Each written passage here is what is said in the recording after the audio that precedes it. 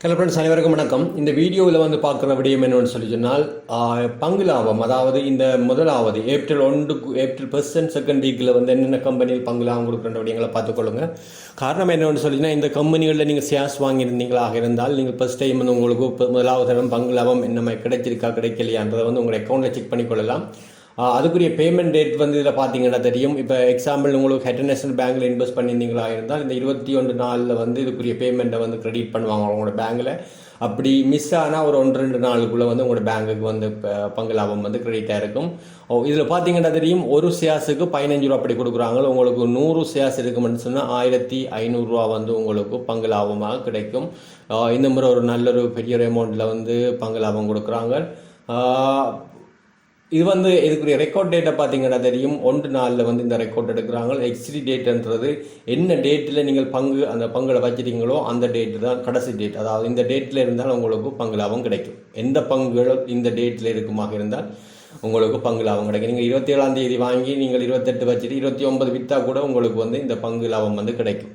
Right, இதில் என்னென்ன company என்று பார்த்துக்கொள்ளுங்க. Hatton national bank, commercial bank, அடுத்தது HNB அசூரன்ஸ், லங்கம் டெவலப்மெண்ட், அடுத்த பைனேஷியா பேங்க் வந்து Sampath bank, Seylan development PLC, Alumex PLC என்று இப்படி நிறைய இருக்குது. இந்த ஒரு டேட்டுகளையும் பார்த்து கொள்ளுங்க. இந்த விடயங்கள் இதை வந்து நான் வீடியோவில் பெரிய அளவில் விளங்கப்படுத்த வேண்டிய அவசியம் இல்லை. இந்த லிங்கில் நீங்கள் ஒரு போய் பார்த்துக்கொள்ளலாம். அடுத்தது இந்த லிங்கை வச்சு கொண்டிருந்தீங்கன்னாலும் தொடர்ச்சியாக வந்து ஒவ்வொரு மாதமும் ஒவ்வொரு நாளும் வந்து இந்த புதுசாக பங்கு லாபங்கள் அறிவிக்கிற விடயங்கள் இந்த இதில் பார்க்கக்கூடியதாக இருக்கும். அப்படி நீங்கள் இந்த லிங்கு கூட போகாமல் நீங்கள் பார்க்குறேன்னு சொல்லிச்சுன்னா, சாதாரணமாக ஒரு டே ரிப்போர்ட்டை நீங்கள் டவுன்லோட் பண்ணிவிட்டு இந்த டே ரிப்போர்ட்டில் வந்து போய் பார்த்தீங்கன்னா தெரியும், இதில் நிறைய விடயங்கள் இருக்கும். இந்த ஒவ்வொரு top gainer and top loser என்ற விடயங்கள் இருக்குது. ஒரு நாளில் வந்து நல்லா பர்ஃபார்மன்ஸ் பண்ண 10 கம்பெனிகளோட டீட்டெயில், அதே மாதிரி லொஸான 10 கம்பெனிகளோட டீட்டெயில் வந்து இருக்கும். இதில் வந்து பார்த்தீங்கன்னா தெரியும், இந்த ப்ளூ கலரில் நிறைய விடயங்கள் காட்டப்பட்டிருக்கும். இது ஒவ்வொன்று லிங்க் வந்து இதில் வந்து ஹேஷ் டிவிடெண்ட் கிளிக் பண்ணிங்கன்னு கிளிக் பண்ணி கொடுத்தீங்கன்னால் அதாவது இந்த பேஜ் வந்து உங்களுக்கு டிஸ்பிளே ஆகும். ரைட், இந்த பேஜில் நீங்கள் போய் பார்த்துக்கொள்ளலாம்.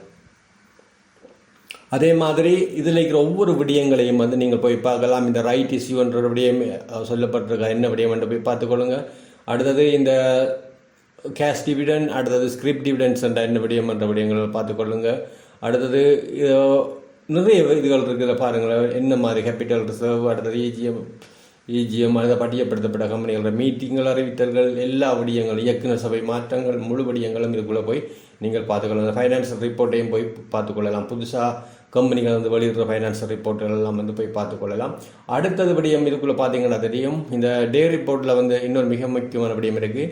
குறிப்பாக வந்து பார்த்தீங்கன்னா தெரியும், ஒரு டே ரேட்டிங்கில் வந்து இந்த ஆக்சஸ் இன்ஜினியரிங்கை பாருங்கள், 39 வந்து 3000 ஷேர், அதாவது ஒட்டுமொத்த டிரான்சாக்ஷனும் வந்து இந்த ரிப்போர்ட்டில் வந்து வரும். ஒரு நாளில் நடந்த ஒட்டுமொத்த ரிப்போர்ட்டும் இதில் வரும். நீங்கள் வாங்கியிருந்த பங்குகள் ரெக்கார்டும் வந்து இதில் தெரியும், நீங்கள் பார்க்கலாம். குறிப்பாக வந்து இந்த நாளில் நீங்கள் எக்ஸஸ் இன்ஜினியர் வாங்கியிருந்தீங்களா இருந்தால், ஒரு எக்ஸாம்பிள் 1000 வாங்கியிருந்தீங்களா, 38-80 வாங்கியிருந்தீங்களா, உங்களோட ரெக்கார்டும் வந்து இதில் வரும். இதில் வந்து பார்த்தீங்கன்னா தெரியும், ஒரு நாளில் எக்ஸஸ் இன்ஜினியர் 39.20 போகுது. ஆக குறைஞ்சது பார்த்தீங்கன்னா தெரியும் 38.10 அப்படி வந்து போய் கொண்டிருக்கு. ரைட், இதுக்கிடையிலான வித்தியாசத்தை பார்த்தீங்கன்னா தெரியும், ₹1 அவ்வளவுதான் வந்து இதில் வித்தியாசம் இருக்குது. ஆகவே ₹1.10 அப்படி தான் வந்து வித்தியாசம் இருக்குது. ஆகவே இலங்கையில் வந்து இந்த டே ரேட்டிங்கு பாசிபிலிட்டி வந்து பெருசாக குறைவு. காரணம் என்னென்னு சொன்னால், பெரிய அளவான ஃப்ளக்சுவேஷன் இருக்காது.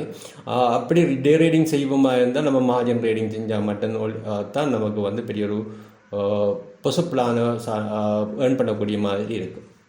ரைட் ஃப்ரெண்ட்ஸ், ஓகே, இனி ஒரு அடுத்த வீடியோவில் சந்திப்போம். நன்றி, வணக்கம்.